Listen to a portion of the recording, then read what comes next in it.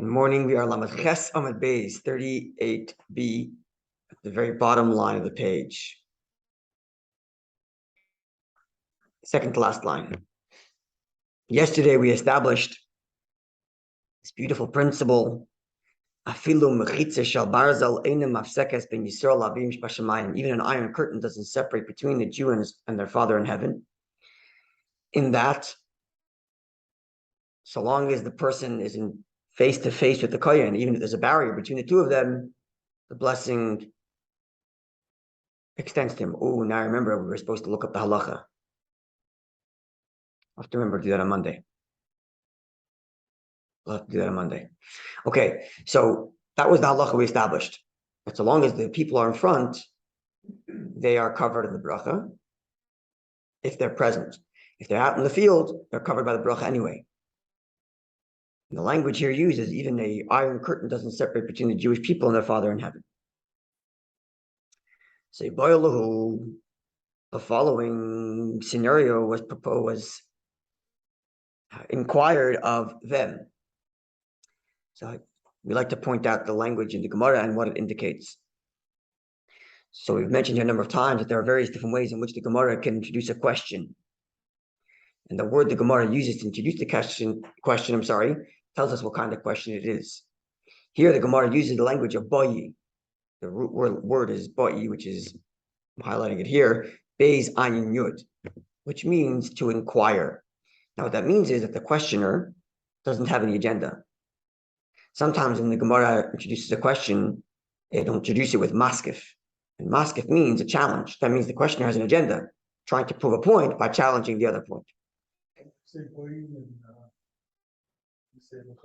That's with an aleph, which means come forward, and that's Hebrew. This is with an ayin and it's Aramaic. So here with an ayin in Aramaic, boy means inquiry, meaning the questioner has no agenda, just wants to know. In this instance, it's iboye lahu, which means he asked of them, which would mean that someone came into the study hall and laid out the following case and asked the group, what do you guys think? Without any agenda, just inquiring of the group that's learning. So boilahu, the following scenario was raised as an inquiry in the study hall. Studying people who are standing on the sides, mahu, what's the law? Are they covered in the birchas kohanim or not? Considering we just established they have to be face to face, what if they're at the side? Omar Abba, Mar Bar Ravashi, Abba, master, son of Ravashi, Ravashi's son, famous Ravashi's son, one of the redactors of the Gemara.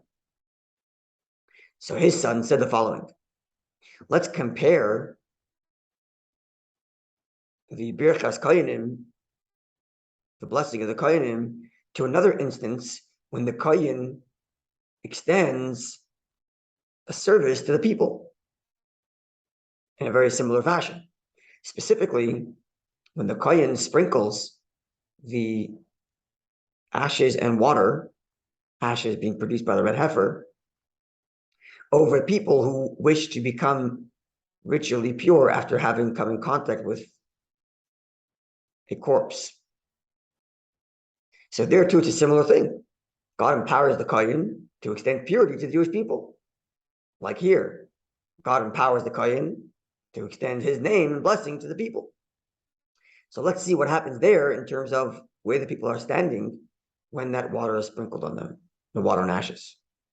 So says Abamar Baravashi, Abba son of Ravashi, Tashma, come and listen. Tanan, we've learned in Mishnah, gauge text, listen to the following teaching. Skav and Lahaz is the fun of the kohen who's doing the sprinkling has in mind to sprinkle forward. So there's people in front of him, people, objects, whatever it is he's trying to cleanse, and he's sprinkling forward. Top of Lamatesa Madalef, top of 939a. Now, and what happened is some of the water sprinkled behind him. And there too, there were some items that needed to be purified. and someone behind him. Now, la'chayrov, if he had in mind to begin with, to sprinkle the water behind him, v'hiza lefanov, and the water ended up sprinkling before him. In that instance, haza asay psula, and this sprinkling is invalid. As Rashi tells us, the pasuk reads, "V'hiza hatoher alatame," the pure shall sprinkle onto the impure, indicating that the pure, the one who is sprinkling, has to intend to purify this specific impure person or item. And therefore, if he's intending to sprinkle forward and it goes backwards, or if he's intending to sprinkle backwards and it goes forward, invalid, because that's not what he had in mind. Now concludes this text that Abba is raising. Lefanav, he had in mind to sprinkle forward. V'hiza al tzadin shebefanav, and then the sprinkling dispersed wide and went to the sides that are in front of him. And ha'azah, like sheda, his sprinkling is valid. So what we see here is that sides that are forward is still within the frame of the intention of the one who is communicating on Hashem's behalf. So peripheral vision counts as vision, basically. Tzadin shalafanav, sides that are in front of him. Meaning, you draw an imaginary line from the shoulders of the kohen to right and to left. Anything forward of that is part of the blessing. Anything behind is not part of the blessing. Now we're comparing it to the purification of the red heifer.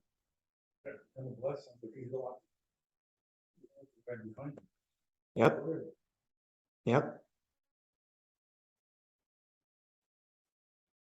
Okay. Now the Gemara introduces another law, which we discussed Thursday night. When was it? A couple weeks ago, when we read the Rebbe HaSham's PSA regarding the proper conduct during Torah reading. So we quoted the Gemara right here. Now, it's not clear exactly in context why the statement is raised here specifically, because the Gemara is going to get back to the law of the Birchas Kohanim. It's not clear why this is raised here, but presumably it's raised because here too, the teaching is related to focusing on paying attention to the message being delivered to you, namely the message of the Torah reading. Amar Rava bar Ravuna. Rava son of Ravuna said, Kivan sheniftach sefer Torah, as soon as a Torah is opened, even before it's read, Asr lesaper, it is forbidden to speak, afilu bedvar Torah halacha, even if we're speaking in halachic matters. Right? This is the original source for this notion that one may not study during Torah reading. Shenemar, as the verse reads, this is a verse in Ezra. Ubepisroi, the beginning of the verse is that Ezra opens the book before all the people because he was standing above the people. Ubepisroi, and when he began, that's how Rashi translates it, not when he opened, even though Ravuna said when he opened, Rashi translates open to mean begin to read, which means that if the Torah is open, but the reader didn't begin reading it, you may still be studying Torah. But once he begins reading, you have to stop. Even though the literal translation is open, Rashi translates it as when he begins. And when Ezra began to read, as Rashi translates it, Amdu kala everybody stood. Now, standing here doesn't mean literally standing, but rather remaining silent. The einamida, and standing only indicates eloshtika, silence. Shinamar, as the verse reads in the book of Iyov, Vaychalti ki lo yedaberu ki amdu. And as it began, they did not speak, for they stood. Lo anu oid, they no longer responded. So the standing doesn't mean literally physically standing. Standing means to like a halt. And halt here in the sense of quiet and paying attention. Stop what you're doing. That's what standing here means. Not literally standing versus sitting, but rather standing means paying attention. There are those who actually do stand and face the Torah, built on this description here, that when Ezra opens the book, literally the words is standing, even though as we just translated it means silent, but literally the word still means standing. And there it describes how they're all facing and paying attention. So there are those that do that. And as we learned on that Thursday night, when we read the Rabbi HaShem'S PSA, we quoted this statement. This statement is taken in halacha. One does not learn during Torah reading. You can see there for more details, even though there seems to be a counter opinion, but you can see there, you can watch that video for more details of all the sources that we quoted. And primarily, the main point that Rabbi HaShem took away was he quoted a few sources in the Zohar, which described the reading of the Torah as if we're hearing it from God at Sinai. Remember that? And therefore, certainly a person should be paying full attention to the words as they emerge from the mouth of the reader. And that would be perhaps why this statement is injected here, even though the subject matter we're talking about now is the blessing of the Kohanim. So why is it being brought up here? Presumably, that the Gemara is kind of drawing this parallel between these different manners in which Hashem bestows his blessing, or bestows his light, his energy, his love to the people in these manners. And we have three different ways this happens, and they all come together. Blessing, the blessing of the Kohanim. It goes from top down. Hashem provides it through the Kohen. We have number two, the sprinkling of the purification. So we have blessing, purification, and now Torah. Those are the three manners in which Hashem bestows his love to us. Through his blessing, I want my name to be called upon you, irrespective of what's going on. The blessing flows. Hashem's name is placed upon us. He puts his, like we learned earlier, he did it for his own need, because he wanted to place his name onto the people, that we should carry his name. That's the first thing. And the next stage is, Hashem's name is upon us, and we carry that name and that blessing, and certainly there's purification. Certainly one has to be present to get purified. Leave behind all the silliness that might be a contradiction to the fact that Hashem placed his name upon us. That's the sur medah. That's the turn from that which is negative. And then the third element, which is the study of Torah, to positively engage in the relationship with Hashem. So we can see these are kind of in three stages. You have the essential connection, the essential bond. Hashem has said to Yid, my name is called upon you, you're a Jew no matter what. Stage one. Stage two, the purification. If that's the case, leave behind all the impurity, leave behind all the silliness, leave behind all the distractions. The sur medah, the turn from that which is negative. And then the stage three, engage positively in Torah, the aseh tov, the positive engagement in a relationship with Hashem. And that's perhaps the flow of the Gemara here.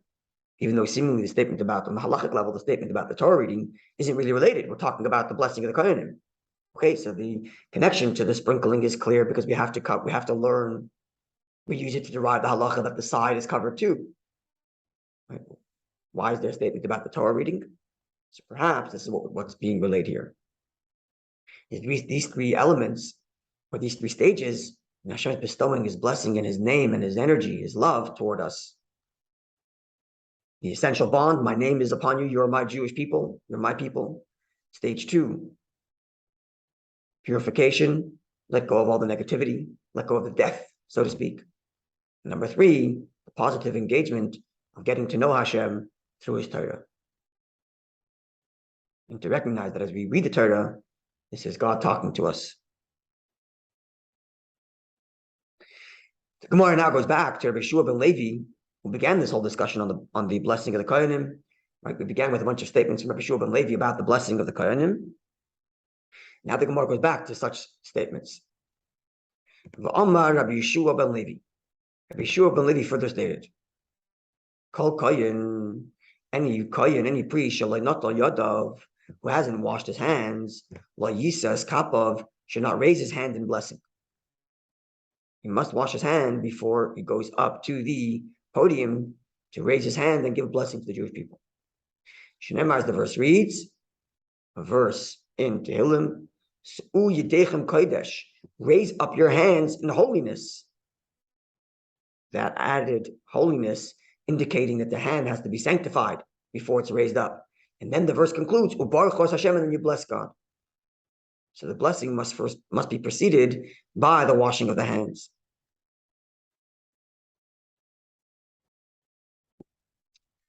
In that regard, the Gemara tells us relates the following episode. Sha'alu Talmidu Rabbi Eliezer ben Shamua. The students of Rabbi Eliezer ben Shamua asked their teacher, Rabbi Eliezer ben Shamua, B'meh harachta yamim. By what merit did you live such a long life? What did you do? What did you do right?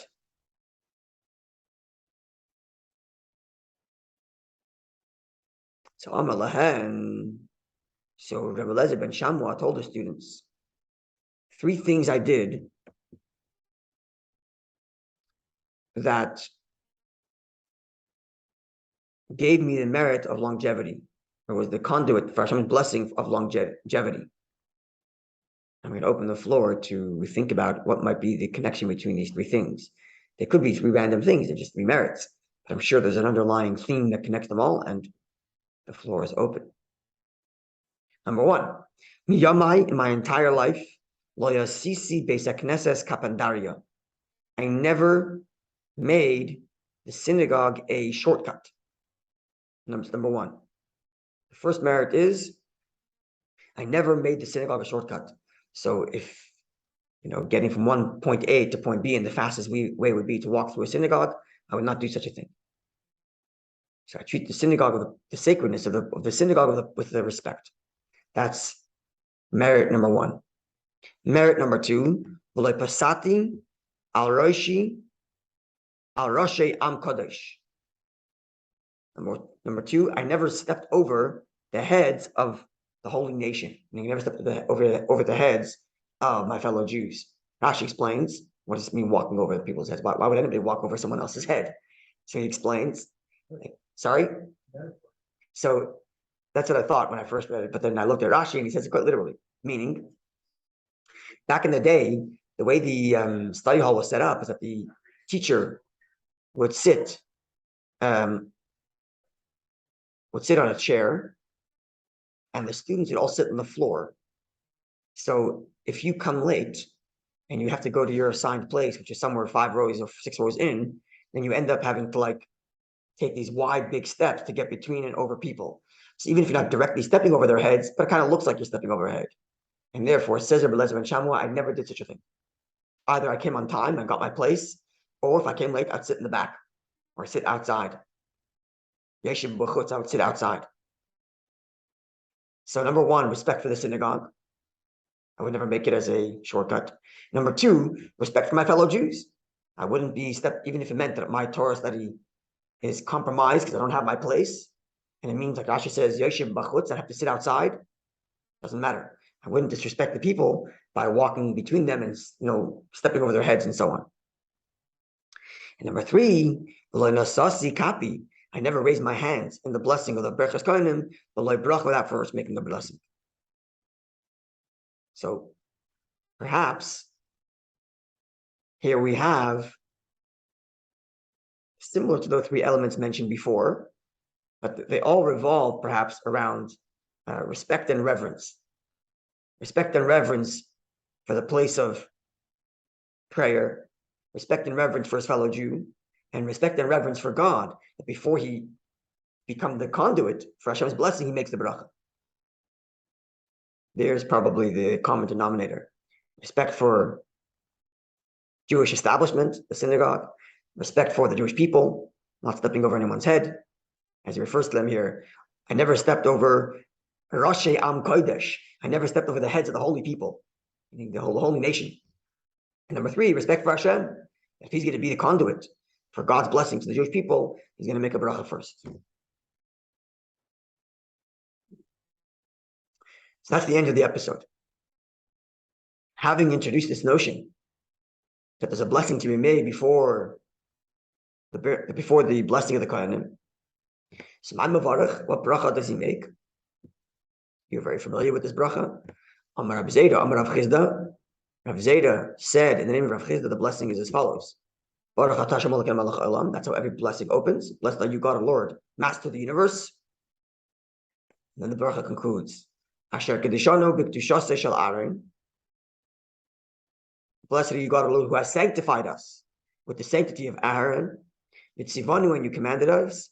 Levarech es Ama Yisrael, to bless his people Israel, b'ahava, in love. Such a beautiful addition, that word, ba'ahava, in love. No other mitzvah do we do this. We don't say this for any other mitzvah. Right? We thank God for sanctifying us with his commandments, and thank you for the commandment of tefillin, and then we put it on. We don't say bi'ahava, even though we should be doing it out of love. We should, and we ought to be doing mitzvahs out of love. And yet we don't say that in every bracha. When you teach on a Saturday morning, a Saturday evening, yeah, you're doing it out of love, because there's some people who ask questions that I could just take them. I appreciate that. Thank you. I try my best. But it's an interesting thing that when it comes to the blessing of the Kohen, the bracha includes that word with love, even though it should be always done with love. And perhaps the reason is when your mitzvah is just between you and God. So if it's lacking a love, then it's surely lacking. But who suffers from the lack of the love that's invested in the mitzvah? I do on my own. So I have to fix that for my own sake. Put some love into my mitzvah. But it falls on me at the end of the day. But when a Kohen is blessing the other Jew, and he lacks love in his blessing, and he's begrudging it as he gives his blessing, it's not just a problem of him.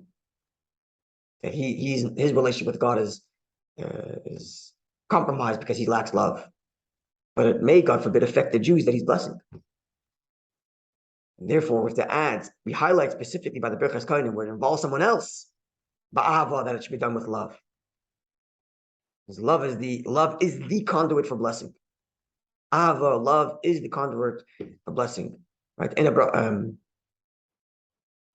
what's the expression? Expression of our sages is they haven't found a vehicle that can hold blessing other than peace. Love and peace between a fellow Jew, that's the only way for a blessing to reside. And therefore, specifically of all the mitzvahs, when the Kohen is giving the bracha to Jewish people, be ava, with love. Even though every mitzvah should be done with love, really. But here it's emphasized even more, considering that it's about a blessing between one Jew and another. And this links us back to what we talked about earlier, that even if a person gives, but if he does so begrudgingly, it's a big problem. Remember that? We talked about the person who's narrow-eyed or is a tight, stingy, miserly character. Even if he gives, but he does so with this begrudging nature, that's no good. And the same things with the blessing. The Kohen is bestowing the blessing, it must be out of love. He must do it lovingly, freely, and happily as God's conduit.